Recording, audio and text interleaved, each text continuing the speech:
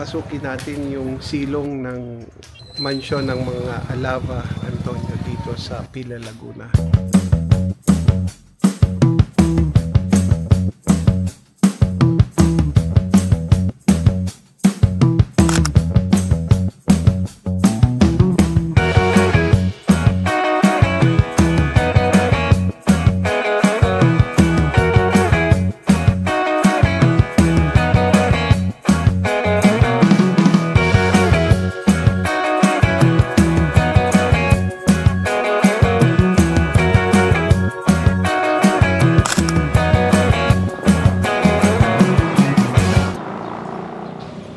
Hi guys, nandito tayo ngayon sa Pila, Laguna para bisitahin ng kanilang San Antonio de Padua Parish Church. Tara, pasukin natin to.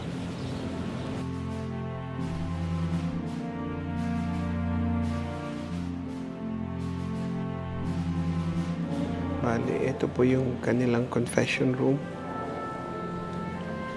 Father. Saka pasukin natin doon sa loob. 1500s pa pala ito nagawa. Nasa likod natin yung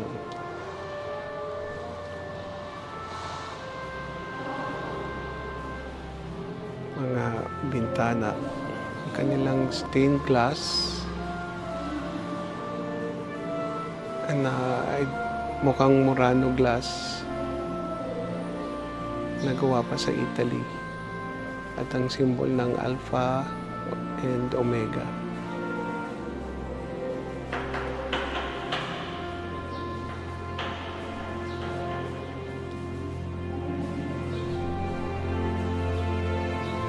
Yung sa Station of the Cross nila is painting nakalagay.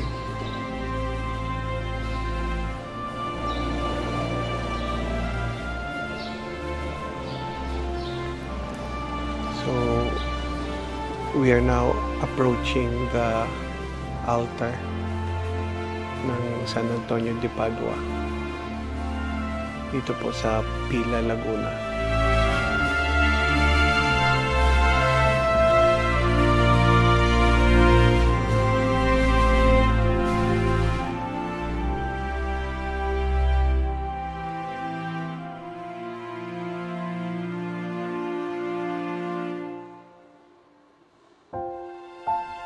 Bali, sa mga old church po, mayroon talaga nitong daanan papunta sa taas. Kasi nung mga panahon na yun, wala pang speaker at saka microphone. So, si Father, pag magmimisa, aakyat po dito para po marinig ng buong tao na nagsisimba dito sa loob ng Pila Church. Yan po ang typical ng old church. Umakyat po dyan si Father para mag-sermon.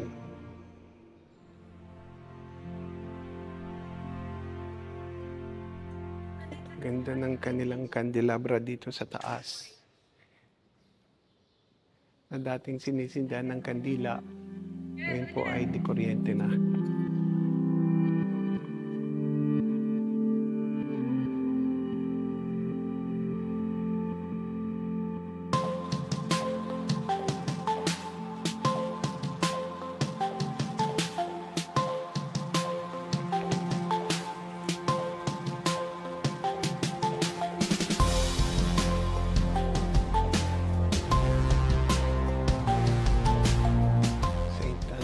Padua, Ora Pro Nobis.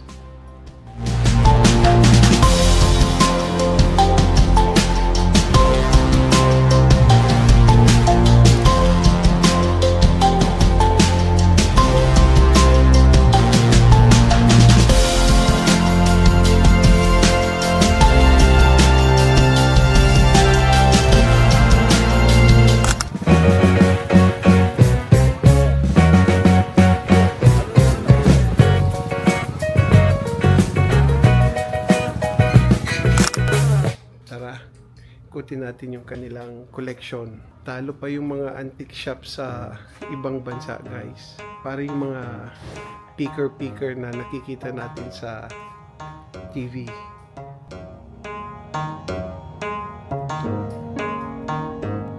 Ito na, naabutan ko pa to.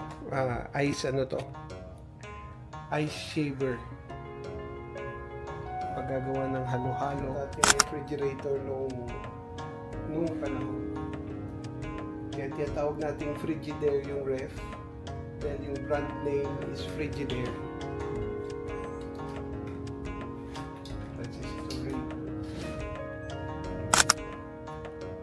Ito guys, pag niregaluhan daw kayo nito pagkasal nyo, maswerte daw kayo. Kasi erinola daw to. Pampaswerte pag niregaluhan kayo pag bagong kasal.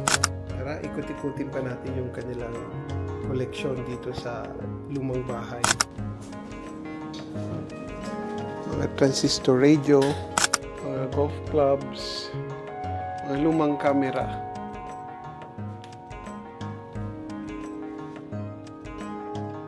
Saan kayo yung film nito?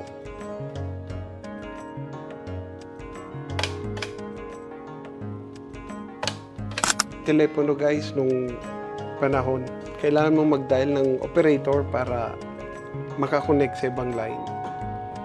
Dami ring mga baril dito, guys. Hindi ko lang alam kung anong pangalan nito. Alam ito.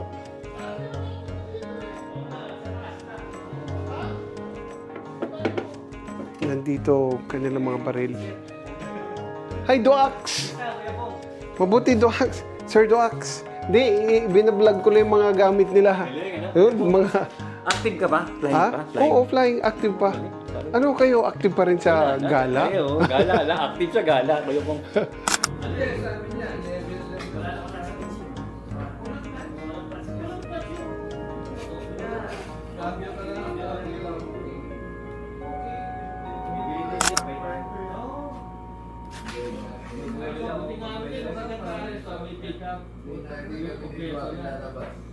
PG2 na to.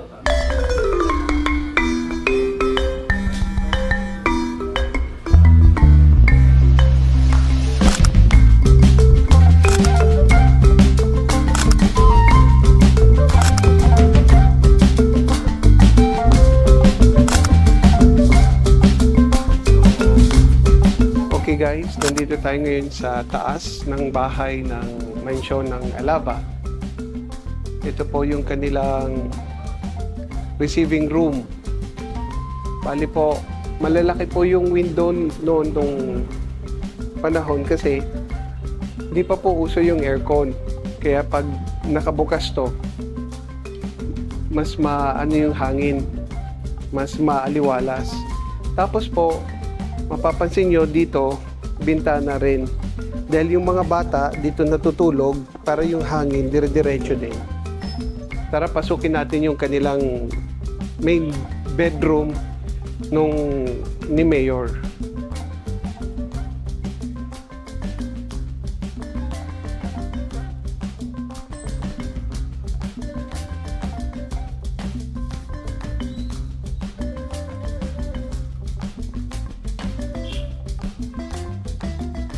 Bali, ito po yung main bedroom nila noon. Original po yung cobre cama. At saka ang mga gamit dito po minintain nung family. At saka guys, every room may access sa kabilang room. So ito yung mga room ng kanilang mga anak. Tapos hanggat ito yung isang room, meron pa dito hanggang sa kabila. Sana kung bukas to. Naka-fix pala. Okay. Dito na tayo sa kabilang room. So, ito yung typical na bedroom ng mga anak nila. So, ito din yung access room sa kabila. Di natin mabuksan kasi nakala kanina. Pero, ito yung ano nila, parang security nila in case may papasok sa gabi, kailangan nilang pumunta sa kabilang kwarto without accessing the main living room. Makikita mo naman yung mga woodworks, typical na gawang Pinoy. Yung kulambu nila para hindi sila makagat ng insekto sa gabi. Then, itong bahay ay overlooking sa plaza.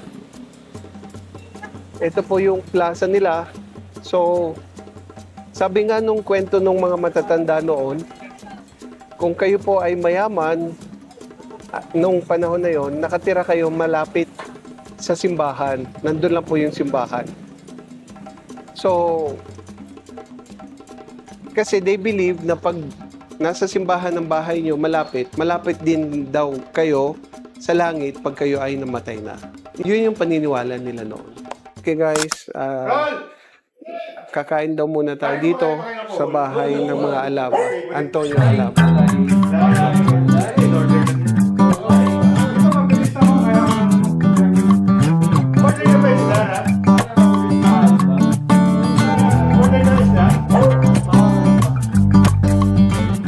Yung si Ray, si Rafi.